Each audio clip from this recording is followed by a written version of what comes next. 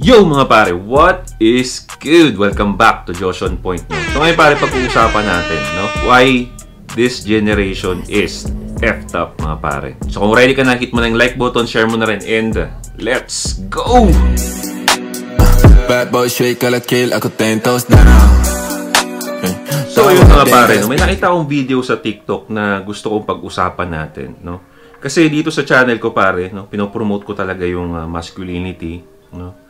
Masculinity, paano tayo mag-focus sa mga bagay na kailangan natin, paano maging malakas. Kasi, pag balik ta rin man natin, no, being a strong man, being a strong citizen is much more useful than being weak. Weak is okay, but staying there is the problem. Lagi natin sinasabi yan dito sa channel ko. No? Ngayon, may papanoorin tayo pare. May papanoorin tayong video galing sa TikTok na para sa akin, magpe-present, no, magpe-present ng isang klase ng bata ngayon in this generation na sabihin natin na sobrang magulo yung pag-iisip dahil sa impluwensya ng mga kasitan ngayon na nangyayari. So ito pare, no? Kung nakikita nyo dyan sa screen, nakikita nyo dyan, woke non-binary gets pulled over. So, sa Amerika to pare, no? Dito sa Pilipinas. Pero, kung aware kayo sa mga woke kasitan na nangyari ngayon, alam nyo na ang mangyayari dito pare, may idea na kayo. Na-pull over siya ng police. No? Katulad ng mga nangyari dito sa atin, di ba? Pagka nag-checkpoint. Okay? So, ganun ata nangyari sa kanya. Panoorin natin.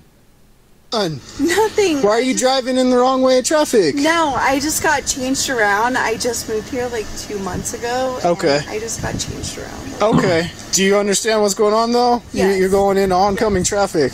I know, and I just... Ayun. So, based do sa unang interaction nila, no? Na-pull over siya, no? Pinara siya ng pulis dahil para sa mga, para maintindihan ninyo ng mabuti. Nandun siya, no? Nag-drive siya doon. Sinasalubong niya yung mga pagganon, yung mga papunta rito. So, bali ganito, no? Sinasalubong niya pare, kaya siya pinara ng pulis. Decided that it was better just to turn around and really quick.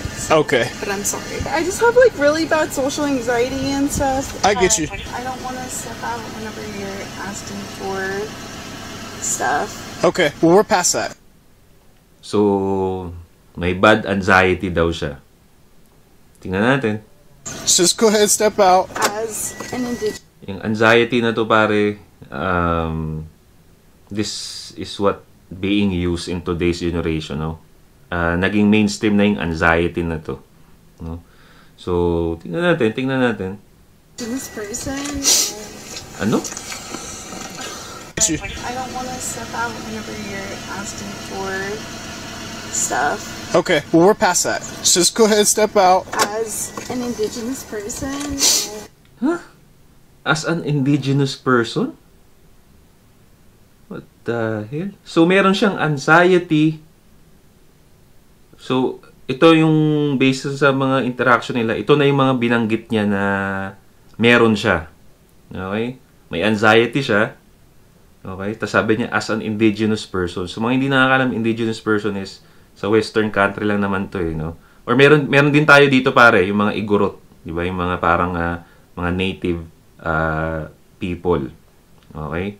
So, sa Amerika kasi pare, sa western country, ginagamit yung indigenous mo na lahi, no, to be a victimized kasi, no? Kasi kung alam niyo yung history pare, 'di ba? Yung mga Indians, ganyan Indians, kalaban yung mga cowboys or what, na parang lupa daw nila 'yon. History ng Amerika 'yan, no? Pero sa generation kasi nila ngayon, no, yung mga woke shit doon, ginagamit nilang indigenous bloodline nila, no, para ma-victimize yung sarili nila. So ito ginamit niya na pare. So dalawa na yung ginamit niya. May anxiety siya at saka indigenous daw siya, no? So, tuloy natin. Right back here, please. Miss Perry? Well, I'm non-binary, so... Okay. Where do you go? So, ayun na naman. May social anxiety na siya, indigenous na siya, non-binary pa siya. So, tatlo na yung ginagamit niya ngayon, no? This is may issue sa mga ibang generation. Hindi ko nila lahat. Alam ko may mga Gen Z dito na nanonood. sa mga videos ko na ina-adapt yung strong mindset, no? Pero hindi natin maiwasan na may mga ganito.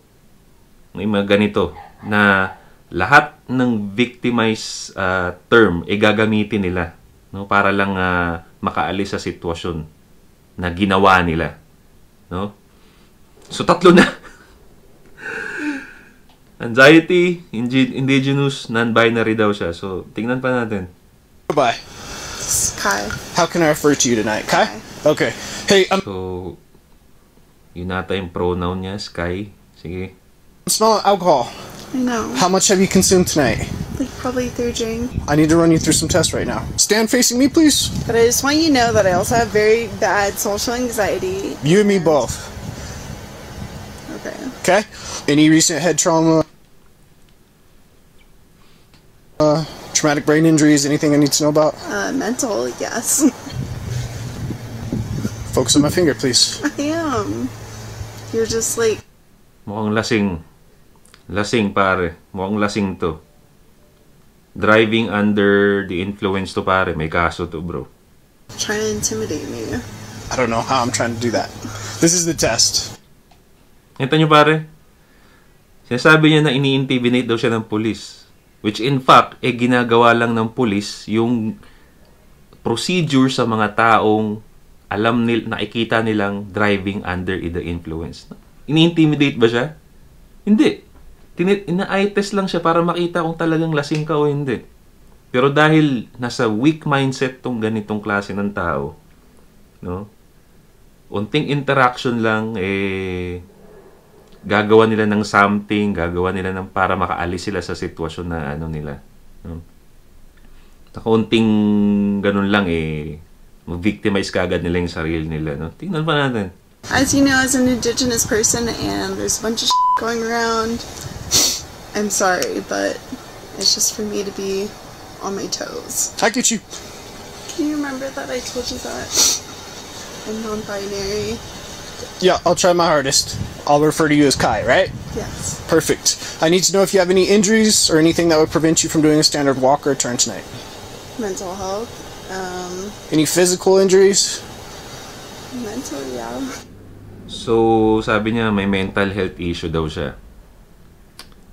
Non-binary, indigenous, social anxiety, mental illness. So, ang dami niya nang ginagamit dito mga par.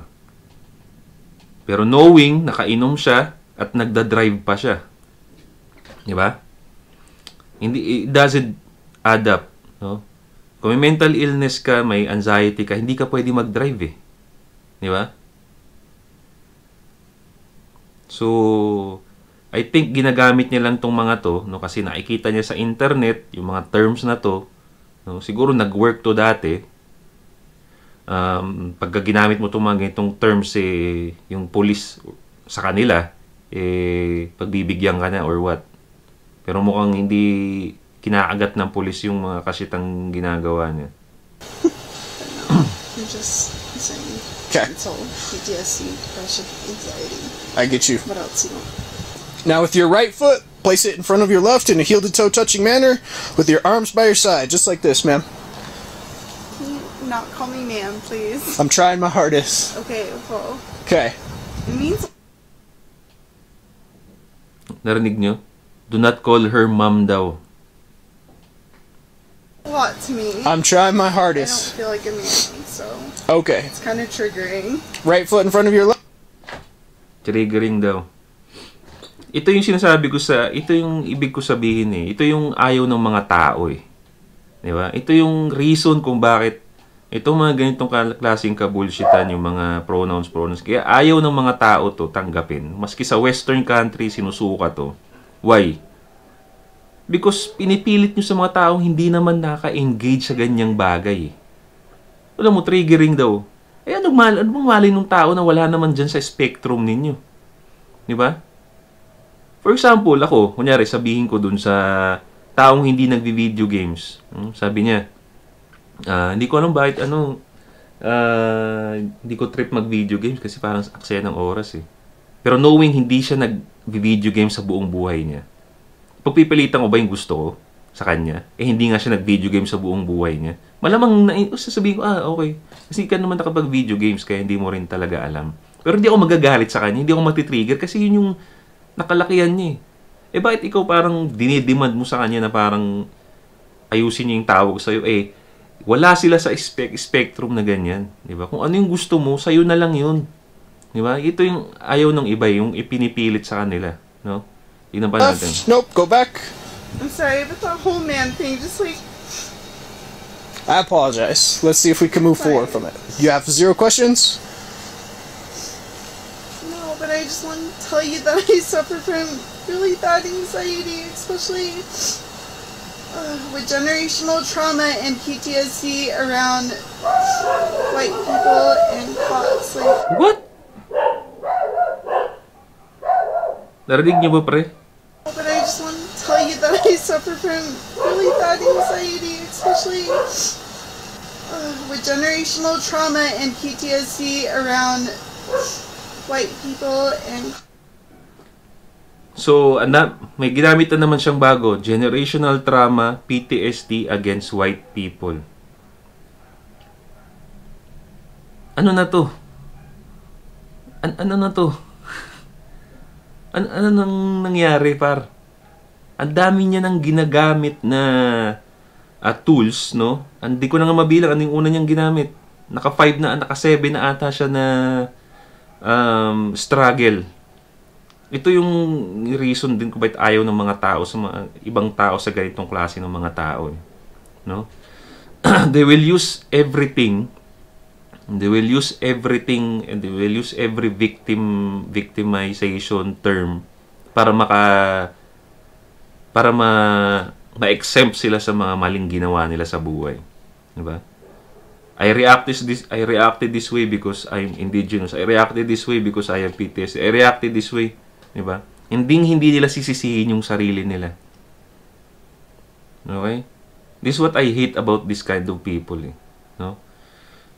Ang dami yung struggle. Pick a struggle nga. Sabi nga, sila rin nagsabi nito, pick a struggle. No? Ang dami yung ginagamit.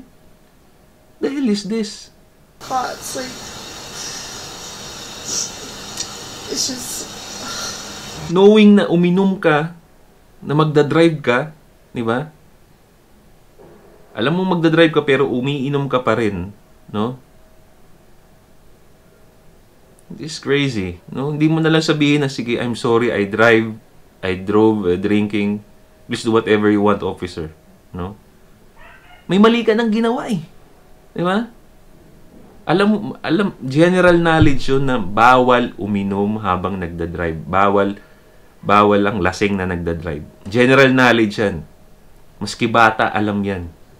No? Just accept yung mali mong ginawa and then move on. Tapos na. Kung may anxiety ka, kung ano man nararamdaman mo, mas madaling matatapos yan kung tatanggapin mo na lang yung kasalanan ginawa mo. Pero dahil ito mga ganitong klase ng tao, walang accountability to. Gagamitin na lahat ng mga struggle para lang makaalis doon sa sitwasyon na doon. I'm gonna speak with you right over here, okay? No. Yes, ma'am. Go ahead and place your hands behind your back. Don't, dude. Don't make it hard. Please. Don't make it hard. No, Don't. You're gonna get a resistance. Dude, You're gonna get a resistance. Don't resist.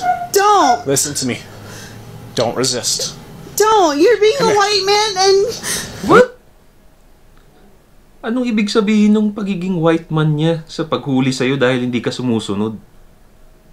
Dito pare, kahit dito sa Pilipinas, kahit sino ka man, no, well, pag chicks ka rito, hindi ka nahuliin ng mga LTO, mga MMDA, pero kahit sino ka man dito, basta nakainom ka, nahuli ka, halata sa'yo na nakainom ka, pinara ka ng pulis, iba sa mga checkpoint, at nakitang huli ka agad mga par, no? Sabi niya, basta may kasalanan kang ginawa, kung ano man ang kulay mo, pero tignan mo to. Ito yung mga problema sa mga woke na tao, no? Gagamitin nila lahat. Ma-exempt lang sila sa maling ginawa nila. Walang accountability, mga pare. Sinisi niya pa yung pagiging white man ng police para you're being a white... What the hell is this, bro?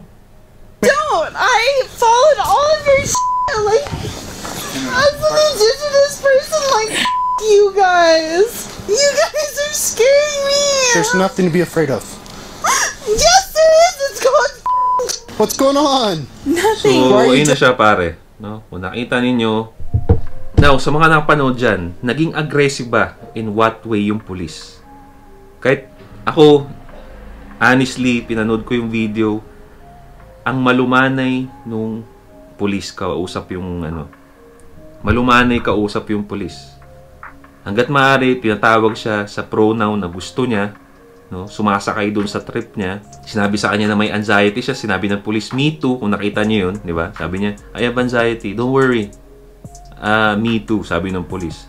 Para malaman niya, oh, pareho tayo. Pero she chose to not accept yung maling ginawa niya at pahirapan yung sitwasyon. This is my issue sa mga ganito. Kaya nga lagi ko sinasabi sa inyo, pare, umalis kayo sa emotional state, ayusin niyo yung mindset niyo, no, hangga't maaari. Do things, no, para gumawa kayo ng mga bagay para maging maganda yung takbo ng isip ninyo, mag-workout kayo, mag-exercise kayo, no? Huwag kayo masyado magbabad sa mga kasitan sa internet, pumili kayo ng mga content na makakatulong sa inyo in the long run. Bakit ko sinasabi yun? Sa internet ngayon, kung mapupunta kayo sa maling parte ng internet, kung saan nagtuturo ng mga kasitan na ganyan, ganun ang magiging galaw ninyo sa society. Wala kang ma-accomplish. Why? Lahat na mangyari sa buhay mo, isisisi mo sa isang bagay na hindi naman nag-i-exist. Kung nakita ninyo yung mga ginawa niya, ito ang mali niya, di ba? Uminom siya habang nagdadrive. Sinong sinisi niya? Narinig niyo ba siya nagsabi ng I'm sorry? O okay, mali ako, nakainom ako? Hindi. Anong mga sinisi niya? Pagiging white man nung police? Diba? Intimidating daw, ini-intimidate daw siya. Indigenous daw siya, may social anxiety daw siya. Non-binary siya. Ang dami niya nang ginamit, mga par. Okay? So, ang last message ko dito, pare, no? Kung may mga tropa kayo dyan, may mga anak kayo, okay? May mga pinsan kayo na bata, may mga kapatid kayong bata, make sure lang, no, na monitor nyo yan kung ano yung mga pinapanood niyan, kung ano yung mga tinitake niyang mga content sa social media. Kasi kung hindi, no, kayo lang din, nagiging ganyan yung galaw ng mga nakakabata sa inyo or kayo man. Wala kayong magiging accountability, no? Lagi yung isisisi, yung mindset na laging sinisisi sa iba yung mga struggle nila sa buhay. When in fact, kasalanan niya kung bakit napunta siya doon sa sitwasyon na yun. Kung nagsorry na lang siya, naging mahinaon siya, nagsorry siya, inako niya yung baka pagbigyan pa sila. Nakakapanood ako ng mga videos niya, pare, na pinagbibigyan sila ng pulis. No, pero kasi pagka DUI ka talaga, driving under the influence ka talaga, kahit saan ka mapunta sa US, lalo na sa US, pare, kulong ka talaga niyan eh. Kahit sino ka pa. Dapat inano na lang niya yun eh. Kumbaga, wala na eh, kasalanan mo yun eh. Di ba? Kung natulog ka na lang sa sasakyan sana, no? Walang naging problema, hindi ka hinuli. Yun ang gusto kong i-message dito, kaya ginamit ko yan, mga pare. Gusto ko malayo kayo sa ganong klase ng mindset. Na ang dami-dami nyong sinisisi, ang dami-dami nyong struggle. Na sinisisi, imbis na akuin ninyo yung pagkakamali ninyo. At gawin ang mga bagay, no, para mag-improve. Okay? So, naiba naman tayo. Huwag naman tayo puro pambababae. No? Mindset naman tayo dito ngayon. Alright? So, sana nag-enjoy kayo sa video na to. Leave a comment down below kung anong masasabi ninyo. Okay? That's it for me, guys. This is Josh on Point. See you next time. Boom!